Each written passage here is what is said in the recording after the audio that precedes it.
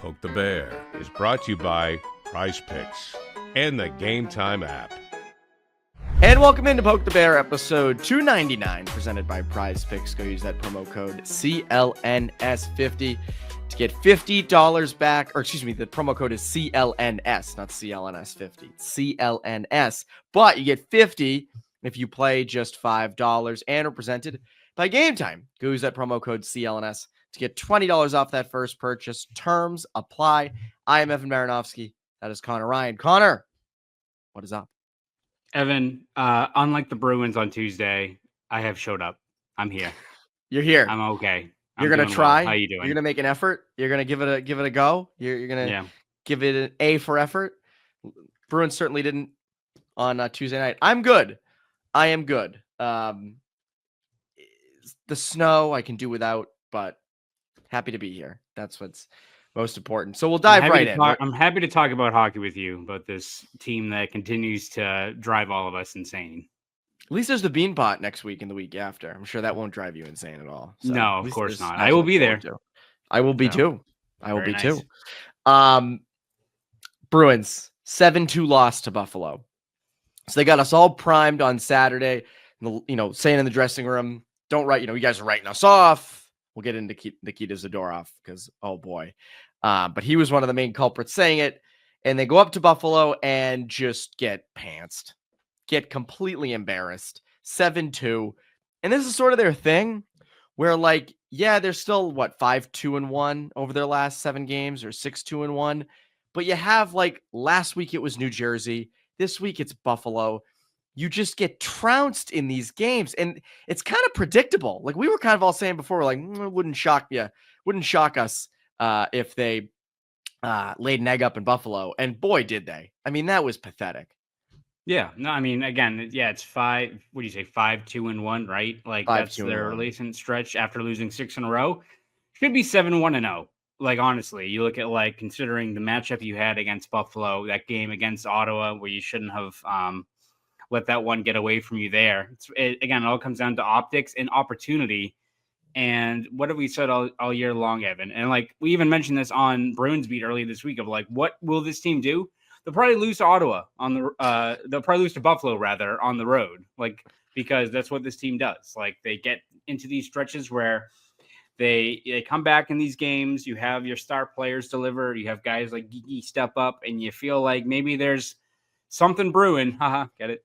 There's something going on with this team that makes you think that maybe this is the time they're going to take off, and it's not going to be pretty. I don't think anyone's expecting that at this point, but maybe they can just grind their way through, get their shit together, and make a run, or at least be somewhat more competitive than what we've seen. And every single time they face plant, right? I mean, how many times have we gone through these situations where this team has had a win where you look at it, or a stretch where you're all right, they're playing better. I like what they're doing here. Maybe they're about to do something big. And we've seen in previous years with better teams where they've had those kind of statement wins and they take off. There was that overtime game in Pittsburgh 2 years ago, right? Where a lot of guys were hurt. They come back. Lindholm has the overtime goal and they take off from there, right? You had the game this year where in St. Louis, you come back in the third period, you win. You're all right, nice performance there. Guys step up. Here we go. And then they get smoked by Dallas. They lose in overtime to a middling Blues team, and they get smoked by Columbus, who at that time was the worst team in the league, if not one of the worst in the Eastern Conference for sure at that point. And then Jim Montgomery gets fired. You have the stretch in December where you're playing really well under Joe Sacco. Granted, the schedule's pretty light. You have a couple of rough games in between during the Western Canada road trip, but you bounce back, beat some teams out in Western Canada. And then you also have that game on December 23rd against the Washington Capitals, where you were really in control of that game. That was a really impressive win right before the holiday break, where you're wow, play like that against a really good Washington team. Listen, again, it's not going to be pretty, but I wouldn't count them out of any game if they play like that. And then they fall on their face and go, 1-7-1 the next, 9 games, right? And then you've got this stretch where you beat Ottawa in a game on Thursday that I think we all were this might be the knockout punch. They got blown out in that game. They win that game. They then go and they beat They beat the Avalanche, come back in the third period, and you're like, all right, well, feeling good about where they are right now. And they give absolutely nothing in that game against Buffalo, the worst team in the Eastern Conference, in a game where you had a great opportunity to make it 3 wins in a row, pile on points, and you also had a whole bunch of other teams lose. Like you had the Rangers lost, the Tampa Bay Lightning lost to the Blackhawks at home. I saw Montreal, that. And Montreal also lost. So like, and again, like people will spin it out, be like, well, at least it's one, like it's unfortunate, but it wasn't a knockout punch. Maybe they should get punched out. If like you're going to play like shit on the road against a Buffalo team after talking all about how people are writing you off, how about you back it up on the ice? Because what we saw on Tuesday was embarrassing. Like that was an uncompetitive game against a not good Buffalo team. And it was just a complete mess. And it had all the, they played all the hits, right? In terms of the goaltending, the goaltending wasn't great. You had multiple high danger chances where you couldn't beat Ukko-Pekka Luukkonen, if I can say his name correctly. I just like to say his name. You couldn't beat him. You couldn't finish, even though they had like, I think 12, 13 high danger looks. You had awful defensive coverage, both the defense, like Nikita Zadorov, Andrew Peak, dreadful. Laura and Wotherspoon had an awful coverage on Peterka's goal. One of his goals, rather. Both him and Thompson had hat tricks. But even like the forward defensive coverage was terrible. Like, I don't know what people were doing on Thompson's goal. You gave up 2 goals within a minute after you scored goals. Just a clown show. Like an uncompetitive, unserious game in a game that you need to have. And you look at games like this, you look at earlier this year when you were losing games to Columbus before they really caught fire. There's, like 7 or 8 games you can look at now where when this team is either fighting for its life the last, middle of April, or they're out of the playoff picture, you can look at these 16 to 20 points that they squandered away because they were playing like shit. And am I surprised? No, like I'm not surprised. Like we talked about this because this is what this team is, and it's extremely frustrating. It is, and you hit it there. And I did see people being last night. I even heard the post-game show, kind of prefacing everything with, "Oh, they're without their top 3 defensemen." That doesn't matter. That doesn't matter. That Buffalo team sucks.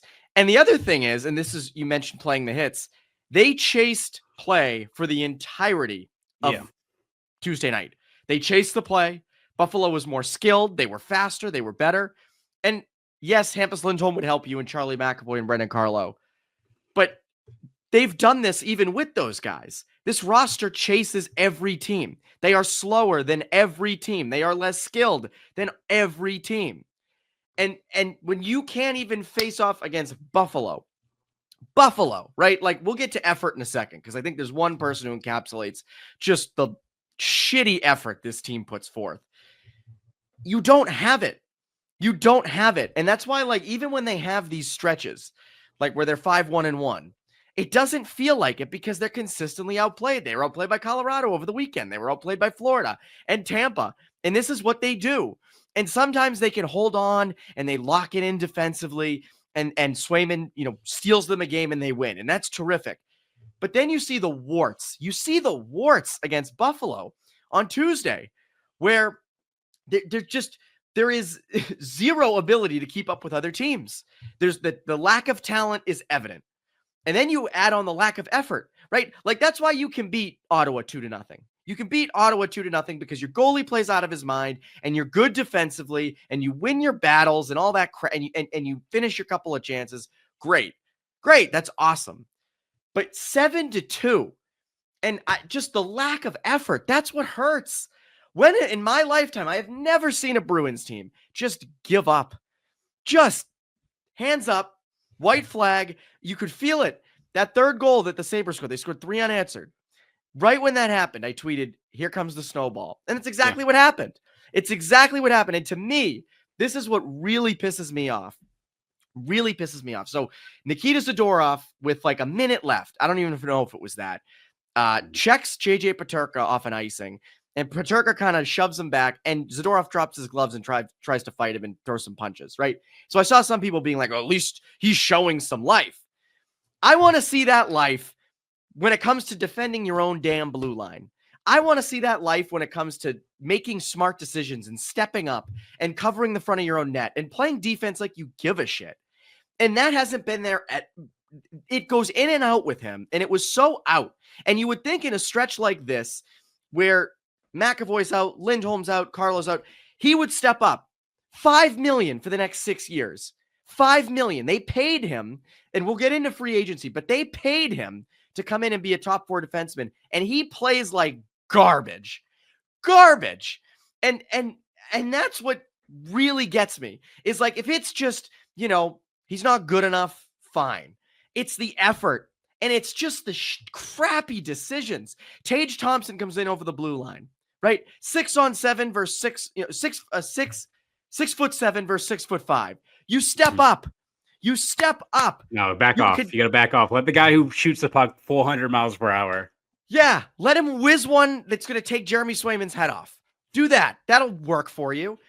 And I'm so sick of seeing that. And for him to be the one on Tuesday saying, "Oh, they're writing us off," for good reason.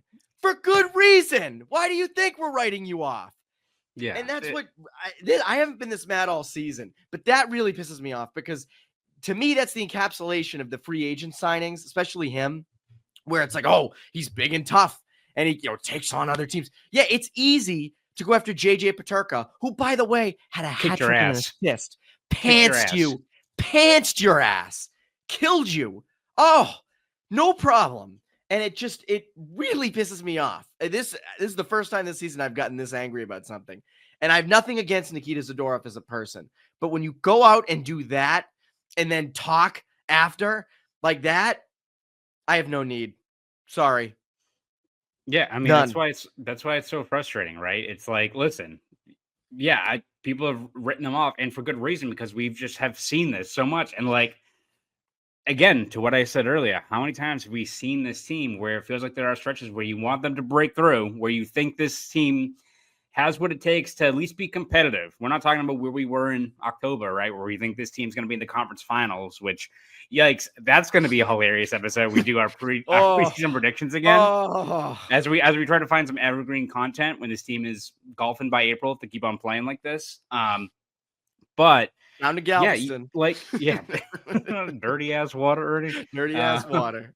But no, like, yeah, when you look at this team and the way they're playing and why you're writing them off, like the proof is in what we see every single day. It's in the numbers. It's like, how are you not going to write off a team that at home since December? I saw this stat. I think it was Scott McLaughlin had it. The Bruins are 10-1-1 at home since the start of December.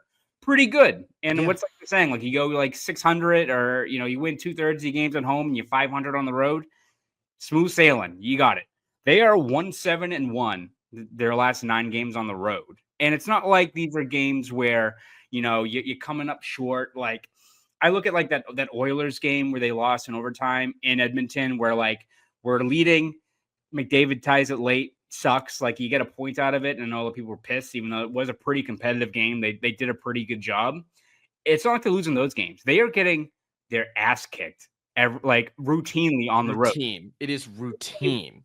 They have played 52 games this year, right? And 13 of them, they've lost by 3 or more goals. So like a quarter. That is staggering. Quarter of their games, they are getting their ass kicked. And like, again, maybe we shouldn't be comparing them to like the teams of yesteryear, but like not even looking at like the 22-23 team, which was a wagon. The Bruins had like under Cassidy or stuff like that, would have like 2 or 3 bad games a year where like it was so lopsided that everyone was pissed. And then it's like, we're not doing that shit again. And it's happened. I remember they used to have them in Dallas where they would just get killed, or they would get smoked that first game against the Capitals, right? I think it was 6-1, right? Like, which of that one, if that was this year, you'd be like 6-1, like, oh, could have been worse. Yeah. Like, so yeah, we're writing them off because what have they shown us in terms of these games where they are going to be a competitive team? You can say all the good things when you string together 2 or 3. How about you win 8 of 9? Like, how about you seal the deal in Ottawa when you come back in that game? How about you take care of business and beat a Buffalo team when that was? I bet if they win that game, I think like their playoff odds on Money Puck were like 38%. I bet if they win that game and all those other teams lose, it's probably like 51 or something. Like, it probably is a huge swing, and you had a layup and you completely hit it off the glass went into the stands, hit the kid with like the popcorn's in his face. You completely screwed it up. So like, yeah, people are writing them off, and for good reason, because what have we seen that is going to make us think anything different? Like, hell, like we'll look ahead. Maybe they'll beat Winnipeg. Maybe like McAvoy and Lindholm will come back. They beat Winnipeg on Thursday and feeling good, and then they get smoked by the Rangers. Or maybe they'll win all these other home games and you're feeling good, and they go on the road and get their ass kicked on next Wednesday against the Rangers at Madison Square Garden. Like, when are we going to see anything different? And until you show us anything different, which has not been the case this entire year, why should we think any different? What have we seen that makes you think that, you know, this team is going to turn things around and take care of business instead of just talking about it? Like, it's frustrating, man. This is a frustrating episode. This is a frustrating season. Shit sucks, Evan. Why would I not write them off? And I don't like doing that. I don't. We have had this we've done podcasts for 5-6 years. It is fun when they are good. I don't want to write teams off. I don't like ripping players or, you know, getting into stuff like that. That's not fun. It's not fun to listen to. It might be funny, but I don't like doing that. It's bad. I want to see them go on a run. I would love to be proven wrong. That would be great for us. Career-wise, fans would love that.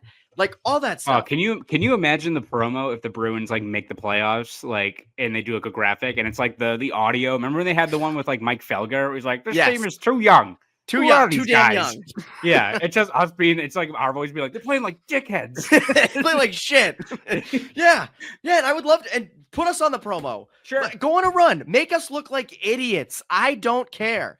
I'm going to go off what I've seen, and what I've seen so far sucks. You know what doesn't suck? What's that? Prize Picks. Yes. Prize Picks, good people over at Prize Picks. And they've got Prize Picks is the best place to get real money sports action. With over 10 million members and billions of dollars in awarded winnings, Prize Picks has made daily fantasy sports accessible to all. You just pick more or less on at least 2 players for a shot to win up to 1,000 times your cash. Run your game all season long over at Prize Picks, and they've got some good props for the Super Bowl. So they're giving you this. All Patrick Mahomes needs to do is pass for 1 or more yards, and you win a square. So you just need to add another square to that, and then you can lock it in. And some other good ones. Will Saquon Barkley rush for more than 112 yards? Will Jalen Hurts pass for more than 215.5 yards? Will Travis Kelce have more than 62.5 receiving yards? Will Xavier Worthy have more than 56.5 receiving yards? So lots of good props over there. And you also get into the Bruins, who we've been ripping. But David Pastrnak's been doing well. Morgan Geeky's been doing well. So if you want to place one on the Bruins, I think that's a great place to start. So go do that. Download the app today and use code CLNS to get $50 instantly after you play your first $5 lineup. Again, download the app today and use code CLNS to get $50 instantly after you play your first $5 lineup. Prize Picks, run your game. Run your game. One of the reasons I think I get annoyed and agitated with the Nikita Zadorov stuff, it's not even so much him. It's sort of the discourse around him, where I see so often on Twitter people complaining about Mason Lowry or Parker Wotherspoon or these guys. Oh, you know, they need to be out of the lineup, blah, blah, you know, this or that. They make too many mistakes. Mason Lowry makes too many mistakes. Well, that goal on Tuesday was damn pretty. I thought from there, I was like, all right, they got some life. Like, that's a freaking damn good goal. That's a pro right there. And you expect Mason Lowry to make mistakes. He's in his first full year up in Boston. He's going to turn the puck over. He's going to miss some assignments. It happens. It's part of his growth. And that's why I actually like what they've done with him this year, where it's sort of like you play through that. You know, occasionally you might get scratched, but you play through it. Parker Wotherspoon is a 7th defenseman on a good team. He's played up. He's tough. He doesn't back down from anything. He tries. There's effort. He's simple. Callahan. Same with Callahan. These are just steady defensemen. What agitates me is, you know, the Bruins brought Zadorov in to be a top pairing defenseman, to be a guy who you could use as an anchor. And you had Lindholm and you have McAvoy and Carlo and that, but Zadorov was supposed to complete that and supposed to be a steady, reliable veteran who you could kind of know what to expect. And yeah, there'd occasionally be him trying to rush the puck, all that stuff, but you could live with it. nights like last night, I mean, that's where it just blows my mind. And people go, well, at least he's big. At least he's tough. What does that matter? I hate that way of thinking. I hate that. Like, I just, and that play at the end really set me over the edge because I'm like, yeah, if this happened with 10 minutes left in the third, okay, maybe there's, you can handle that. After Marchand scores the goal and you try to get, something going and build that momentum. But no, let's let Petraglia score another goal against you instead. Petraglia, who, again, just ate your lunch. Noted tough guy. Yeah. Yeah, ate your lunch. Noted tough guy. That's where maybe Petraglia was riding him off. That's right. Maybe Petraglia wrote him off. He's got his own podcast. He's got his own podcast. He breaks down. The Sabres break down every other team in the Atlantic. That's what they do. They know other teams better than themselves. That's where that passion and anger comes from with that, where I'm like, I see the stuff about, oh, at least he's big and tough. And it's like, unless you're playing real defense, that doesn't matter. And when it comes to real defense, seems like McAvoy and Lindholm might be returning soon. Obviously it helps. It helps. They need those guys back. You can't roll with Zadorov and Peak on your top pair every game or any game, at least after Buffalo, what Buffalo did to them. But how much can that help? I mean, is that going to provide any stability? That's the thing. Like, listen, it should help. And I think this team has desperately missed Lindholm in terms of what he's provided. We've talked about Agreed. it countless times before. He's been, I think he was their best skater during the time he was playing, was moving the puck, was assertive with the puck, can inject more offense from the blue line, can jump up into the play. I would love to see what he can do on the power play, which, like, hell, if you get that power play from whatever they are, 31st to 25th, that's a victory in and of itself. Like, I think he's actually a good fit up there. So I think his return is huge. And McAvoy, even though I don't think it's been the strongest year for him, is still, you want him in your lineup in terms of what he can provide. So it should stabilize things, but, like, I don't think it's enough, nor should I think, like, the Bruins should be thinking, like, well, we keep on having these awful games, keep on getting our ass kicked and our lunch money taken every time we're on the road. But, like, these guys coming back, like, this is going to be our savior right here. This is going to get us playing in the right direction. Like, I don't think, like, you look at these two guys who are both great defensemen and what they should do and help you out. And they will help you out quite a bit. And I think Lindholm, again, you don't want to put too much expectations on guys coming off of a puck shattering his knee. Like, he's still been out for a long time. Yeah, been out for a long. Jim Montgomery was his freaking coach last time he was playing. Right. Joe Biden was president when they. Yes, exactly. Yeah, seriously, a lot has gone on since Hammond Lindholm was back out there. Like, they should help, yes, but I feel like it's fool's gold if you're the Bruins thinking, like, these guys coming back is going to shore all up their deficiencies of what they have. Like, maybe it stabilizes and they're like, all right, now we can, like, trade for JT Miller or something like that, which, again, like, I still don't know what you're trying to do there, but I don't think, like, you can just look at the return of these two players as going to be your saving grace. And, Lindholm, as good as he's been this year and how much he can impact the game in so many different areas, his return isn't all of a sudden going to make you a top, 15 power play or a team his return is not going to make Elias Lindholm play better. His return is not going to make like your middle six start producing, right? Like, you still have a lot of deficiencies all across this depth chart that if you want this team to be taken seriously in terms of just the personnel or the results on the ice, you need more than just those two guys. So, like, it will help, yes, but is it going to jumpstart a 10-1-0 stretch? I don't think so. Again, we haven't seen it we can't say it because we haven't seen the proof that would happen. I mean, I agree they should be better with Lindholm and McAvoy back there. And you add Carlo back into the mix. And, like, I know Carlo was out, I think, with just an illness on Tuesday. He picked a good night to take off or to be out for. Oh my God. And again, like, you can say what you want about Brandon Carlo. The effort's always there. The effort is always there with Brandon Carlo. Like, that's what really pisses me off. About how some of these games go, where it's like Carlo always brings it. Like, say what you want about the guy, always brings it. And again, I think, Lindholm and McAvoy will certainly help back there. I just don't have that confidence that that's going to translate, as you said, to a good stretch. I do wonder, though, it's interesting because, like, this has been the case all year. They've been this up and down, really inconsistent team. and they're in the playoffs. They're in the playoffs. Like, they're the first wild card. That's insane.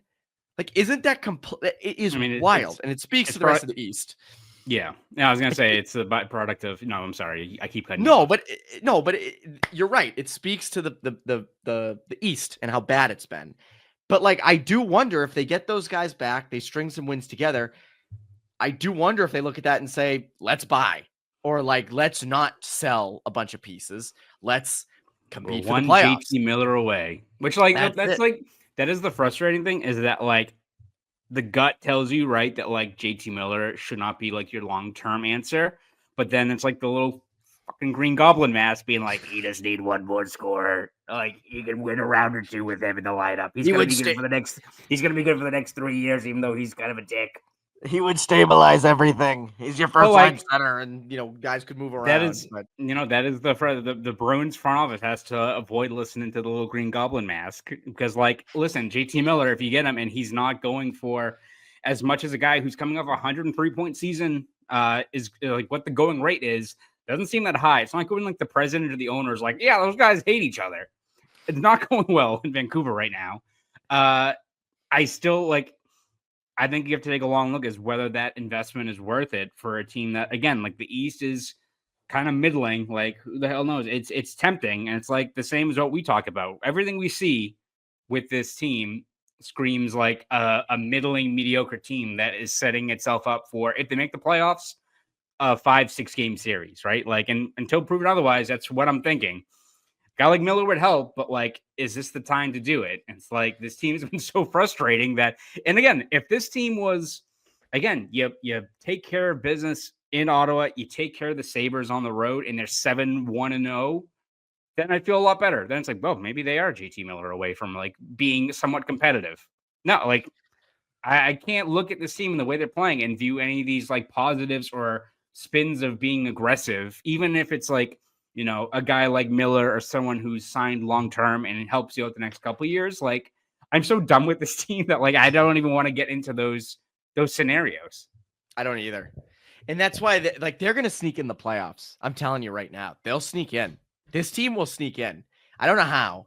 They're just going to keep doing this. And the rest of the East is going to, the Lightning are not going to win another game against the Atlantic Division. And, probably they'll win these games like against Winnipeg, and everyone else will win. Like Ottawa will win on Thursday, like Montreal will win on Thursday, and then like when they lose, all the other teams lose. Like I feel like I am in like limbo. I feel like I'm Chris Moltisanti when he thinks he's in hell after he gets shot. And I'm sorry for spoilers.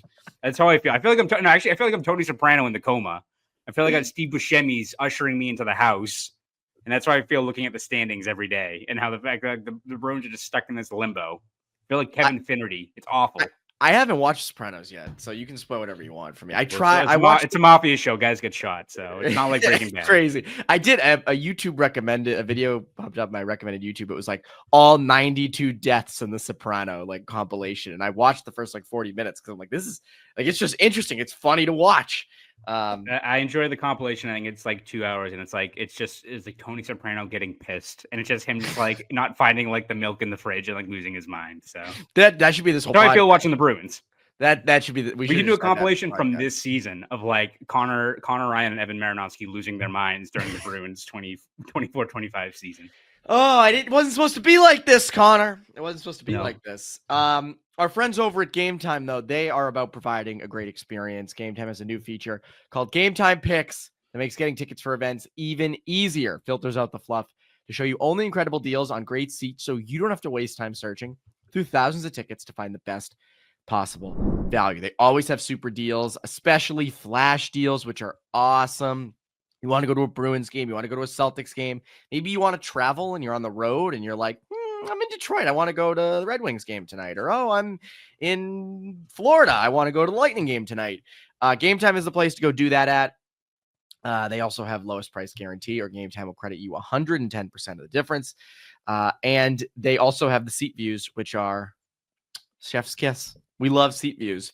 So download the Game Time app, create an account, and use code CLNS for $20 off your first purchase. Terms apply.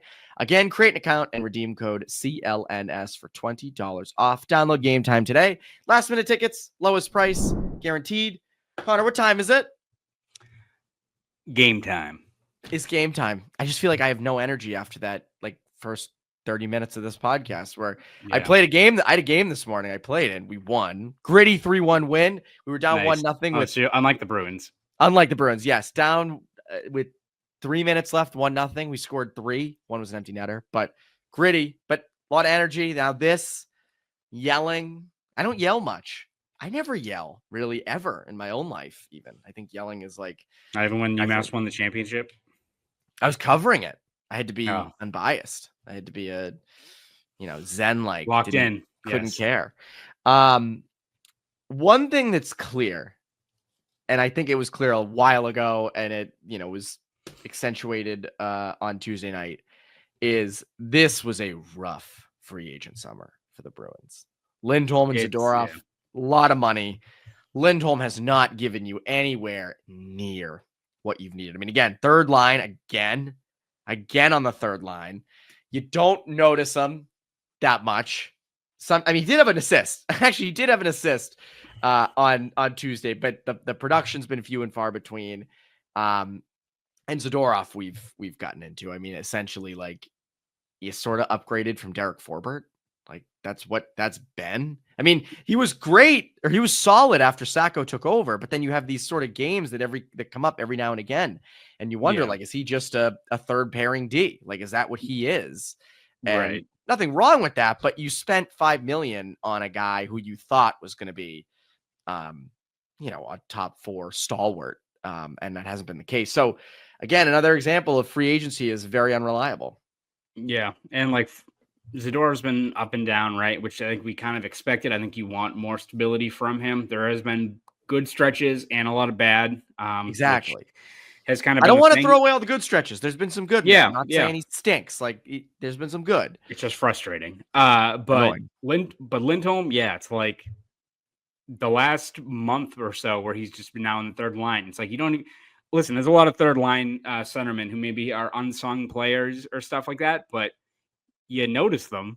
You notice Charlie Coyle when he was like playing, at a high level on the third line as a centerman. Like, you notice a lot of these players. You notice Chris Kelly when he was a third line center. Yeah, I'm right. Like, you don't really notice Lindholm out there. And that's like the concerning thing is that, like, is this just a lost season for him in terms of like getting banged up in camp, or is this kind of what he is? Which, if he's like this empty calorie, he's solid defensively, wins faceoffs, but you don't notice him for almost $8 million. That is the concerning thing, is that I don't routinely notice him. And, you notice Zadorov sometimes for all the wrong reasons, but like you also see him when he's eating minutes, when he's on the PK, stuff like that. Like, the fact that like Lindholm is now just like a passenger, like in the bottom 6, in that kind of mismatch or mishmash of like middle 6 players that aren't pulling their weight, where it's like, all right, I keep an eye on like the Pasternak, Zakagi line when they're out there. I see Marchand out there here and there.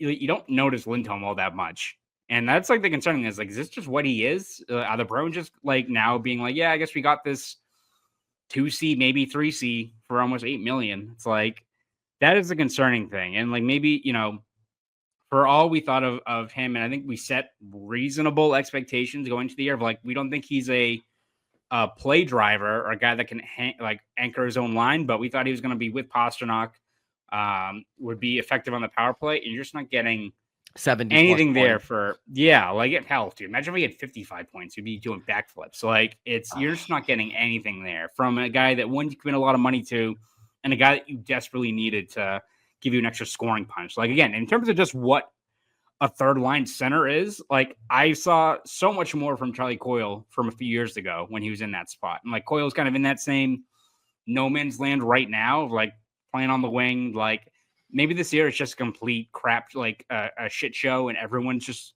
not in the right spots. But but what we've seen in year one of this deal is really concerning for a guy that just you're not noticing enough of, especially when contrasted with what his contract is.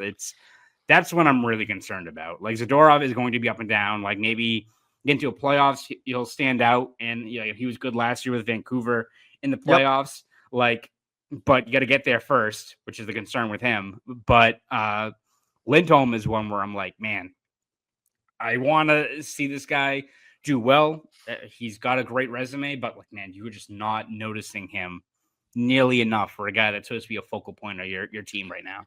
Yeah, and again, Zadorov with $5 million is not going to kill you. Like, that's not going to hamper you, and you at least you get somewhat stable third pairing defenseman minutes from him, and he can kill penalties. That's great. Lindholm is so interesting because I have seen a lot. I've heard a lot, whether it's YouTube comments or Twitter, people being like, they need to get rid of Lindholm. They need to get rid of Zadorov. And I think with Lindholm, I'm intrigued to see what he is next year.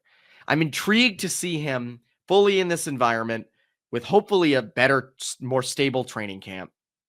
And I'm intrigued to see what he can bring. If it is just third line minutes, you're screwed.